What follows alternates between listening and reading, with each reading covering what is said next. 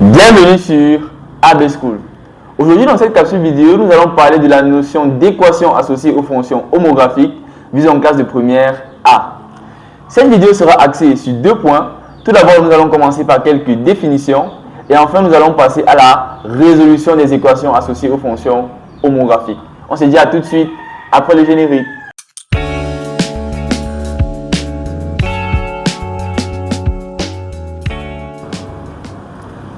Alors, c'est quoi une fonction homographique?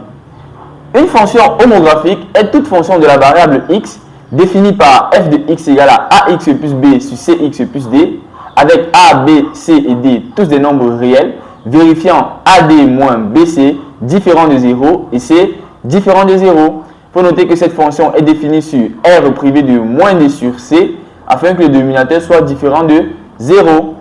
Maintenant que nous savons ce que c'est qu'une fonction homographique, nous allons donner un exemple. Considérons la fonction f définie sur r privé de moins 1 par f de x égale à x moins 3 sur x plus 1. Cette fonction est bel et bien une fonction homographique parce qu'elle vérifie les conditions citées plus haut. Vous pouvez le vérifier dans votre brouillon. Alors, maintenant que nous savons ce que c'est qu'une fonction homographique, nous allons apprendre à résoudre les équations associées aux fonctions homographiques.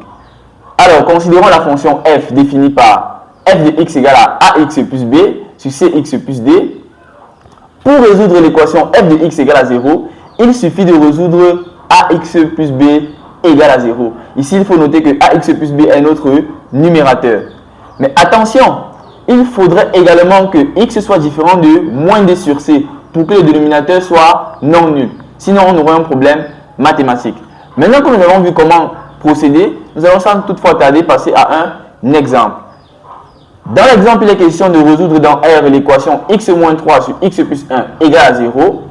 Ici, nous notons que x moins 3 sur x plus 1 égale à 0 implique que x moins 3 égale à 0 et x plus 1 différent de 0. Il advient donc que x égale à 3 et x différent de moins 1. Comme 3 et moins 1 sont bel et bien différents, on conclut que notre solution est donc 3. Et l'ensemble solution est le singleton 3. Il est très important de noter que si nous avons x égale à une valeur et x différent à cette même valeur, nous n'aurons pas de solution. Et l'ensemble de solution sera donc l'ensemble vide. Maintenant que nous avons appris à résoudre les équations de la forme f de x égale à 0 où f est une fonction homographique, nous allons passer à un cas un peu plus général où il est question de résoudre les fonctions f de x égale à k, où ici k est un réel quelconque. Tout à l'heure, on a appris à résoudre un cas particulier où k valait 0. Maintenant, comme j'ai dit, on va passer à ce cas plus général. Alors, on va procéder ici en deux étapes. La première étape qui consiste à ramener cette équation à une équation de la forme ax plus b sur cx plus d égale à 0. Et la deuxième étape qui consiste à résoudre l'équation obtenue à l'étape 1. On a appris à le faire dans les slides précédents. Sans toutefois tarder, nous passons à un exemple où il est question de résoudre l'équation x moins 3 sur x plus 1 égale à 3.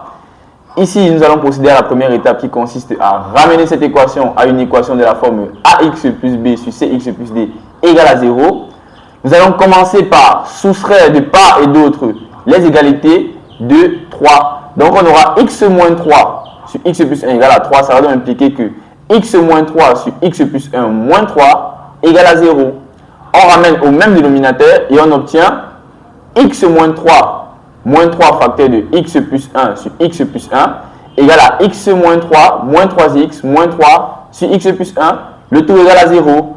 Alors, en réduisant le numérateur, on va donc obtenir moins 2x moins 6 sur x plus 1 égale à 0.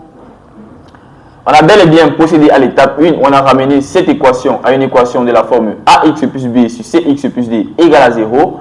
Maintenant, nous allons donc résoudre l'équation obtenue, c'est-à-dire l'équation moins 2x moins 6 sur x plus 1 égale à 0.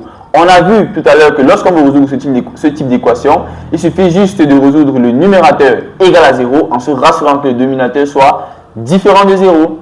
Alors, moins 2x moins 6 sur x plus 1 égale à 0 va revenir à moins 2x moins 6 égale à 0 et x plus 1 différent de 0. Il advient donc que x égale à 6 sur moins 2, ce qui nous donne moins 3, et x est différent de moins 1.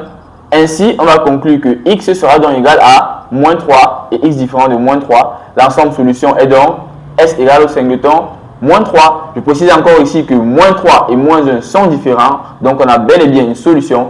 Et si on avait x égale à une valeur et x est différent de cette même valeur, nous aurons une solution égale. Nous n'aurons en fait pas de solution et l'ensemble solution serait l'ensemble vide. Alors, si tu as aimé cette vidéo et que tu es intéressé par ce style de contenu, nous t'encourageons, si tu ne l'as pas encore fait, à t'abonner à la chaîne et à activer la cloche de notification pour ne manquer aucune autre vidéo. Nous t'encourageons également à nous suivre sur notre chaîne WhatsApp, Facebook et même TikTok afin d'être plus au parfum de nos différents posts pour mieux réussir dans ta classe. Merci d'avoir regardé cette vidéo et passe une bonne journée.